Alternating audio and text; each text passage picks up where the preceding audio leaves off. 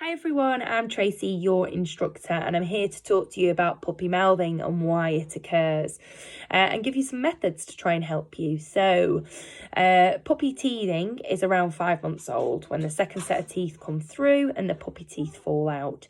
It starts around 4.5 months if it's going to start a bit early, and it's over the next couple of months that they'll be losing teeth. During that period, they can be quite sore around the mouth area, and they can be a little bit more mouthy.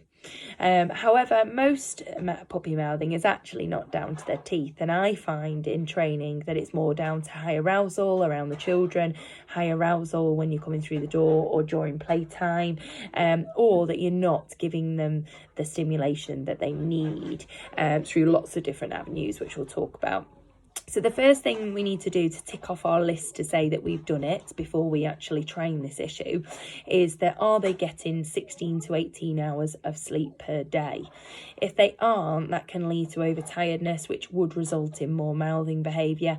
So we definitely need to make sure that they get downtime, particularly during periods like this. At the moment, we're in lockdown. So having that period where you're inside all the time with your dogs is actually not as good for them, because when we're having all our time with our dogs, that can actually lead to separation anxiety when we return to work. But also with mouthing, that with puppies, they're not learning to sleep. They're learning to follow the family around. Whenever a family member leaves the room, they'll follow them too, and they're not actually getting any downtime. So my puppies, my dogs at the moment are playing in the garden, chilling out in the sunshine, so they're having time away from us just to make sure that they aren't expecting us to be there every single day. But with my puppies, I've got a 10-month-old puppy at the moment, so she's graduated from her pen, but when she was younger we had a puppy pen for her and a crate, so that she had lots of downtime as a baby to make sure she slept a lot.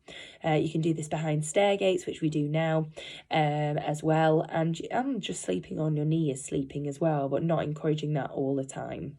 But making sure they get 16 to 18 hours a day, that's very important. The next thing to think about is bone time. So we use white marrow bones, I learnt this as a guide dog trick when I was a guide dog trainer. Take the horrible meat out, fill it with Nature's Menu, and then put it in the freezer. Now, I gave mine frozen, which I've had vet advice, and it is perfectly fine from their perspective to give a frozen bone to your puppy. But I generally give 2 a day when they're under 5 months, and then as they get over the 5-month stage, my dogs now get 1 a day. And I will make sure that they get that time to settle, and that coldness can soothe their gums during that teething period as well. But even before that teething period or after, like it is now, it's just a great mental stimulation, lowering arousal and keeping her calm, and giving my puppy Lily time to chew and gnaw on something and chomp something down. So I generally use the smoked bones or the white marrow bones, fill them with wet Nature's Menu and stick them in the freezer. The other things to think about are licky mats.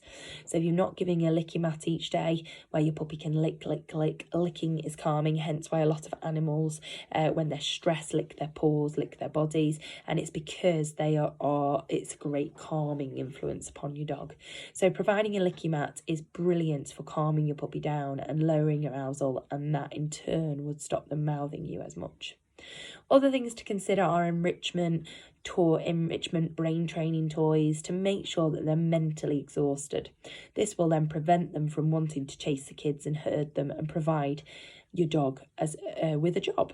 So it makes them more employed instead of unemployed and thinking, what can I do?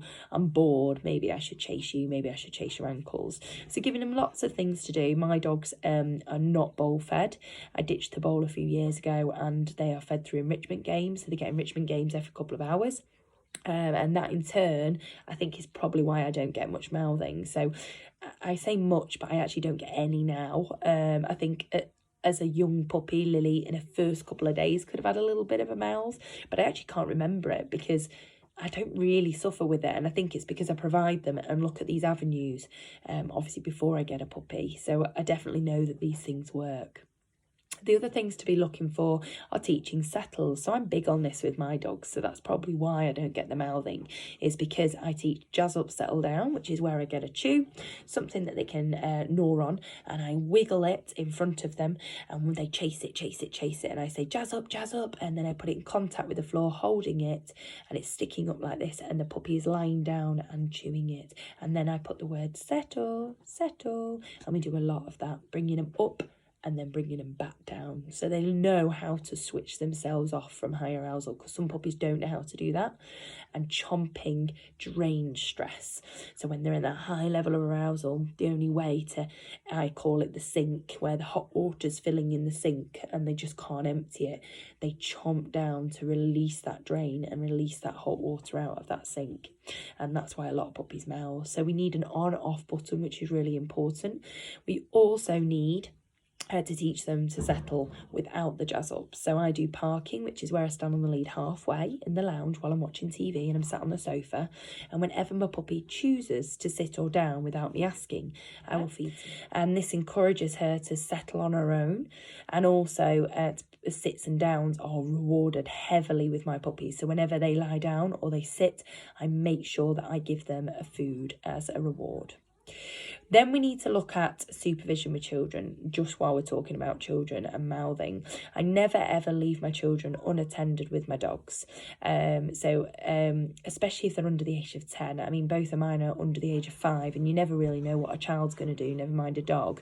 So I don't agree with even going upstairs for a shower without separating the dogs and the children. So that's why it's important that my dogs are okay behind a barrier.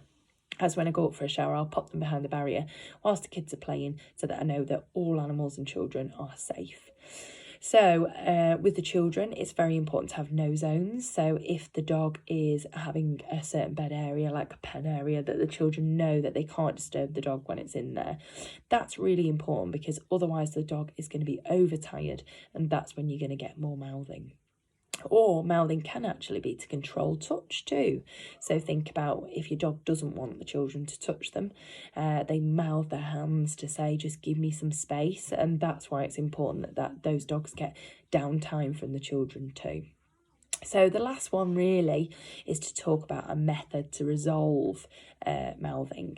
Now, if you've tried all of the above, then it's okay to try this method. However, you don't want to be trying methods if you haven't looked at all those avenues. So there's 2 ways of doing this method. The first one is when my puppies mouth me from a very young age. As soon as they put their teeth on me, teeth means no play. So I get up quickly, I walk out the room and I shut the door. I wait a few seconds and then I come back in. That is just removal of me as a consequence.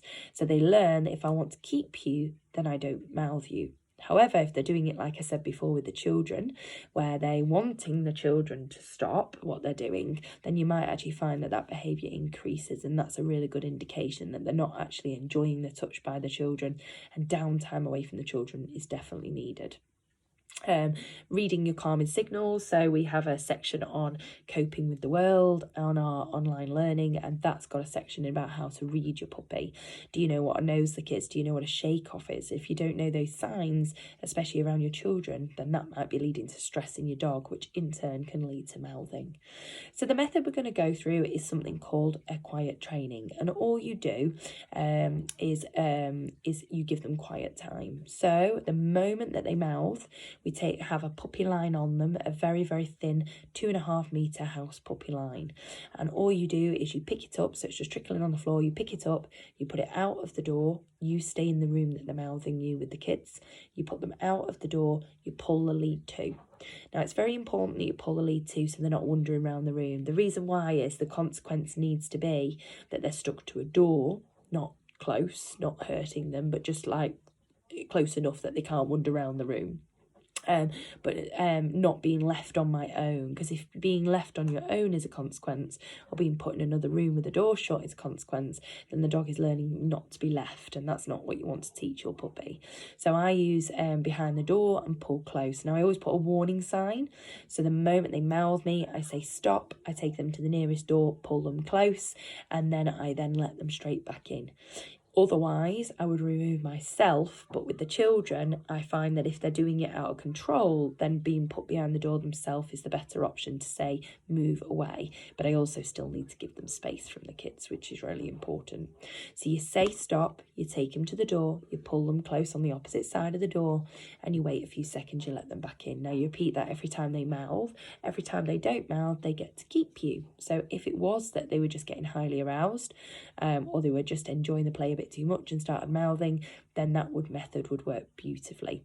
Now you do need to warm, so after a few goes we need to warm. So we need to say, just grab that, won't be a second. So I got an itchy nose. So we do need to warm, so we need to make sure that we say stop, and if the dog doesn't stop, we then take them to the door. So after the first couple of goes of going stop, take him to the door, stop, take him to the door. On the third one, I'll say stop, and if the puppy mouths within 30 seconds, they're straight behind the door. So they're learning very quickly that stop means you're going to be pulled towards the door, away from the door. Now, don't yank your puppy, very important, but just guide them towards the door and then pop them out. So it's very important then that they learn that if I obviously want to mouth, then I'm going to lose my family. I'm not going to be involved. And that is a very effective way over the years. However, people that have not had good results, it's because they haven't looked at all the other components like bone time, sleep, downtime away from you, making sure that they're not following you around the house, etc. And just making sure that they're getting mental stimulation, making sure you're doing enrichment training, ditching that bowl and feeding through enrichment games, providing all those avenues and licky mats. It's really important that you're doing all aspects for this training to work. Now, good luck, and any questions, just ask. I'm on the live chat. Bye.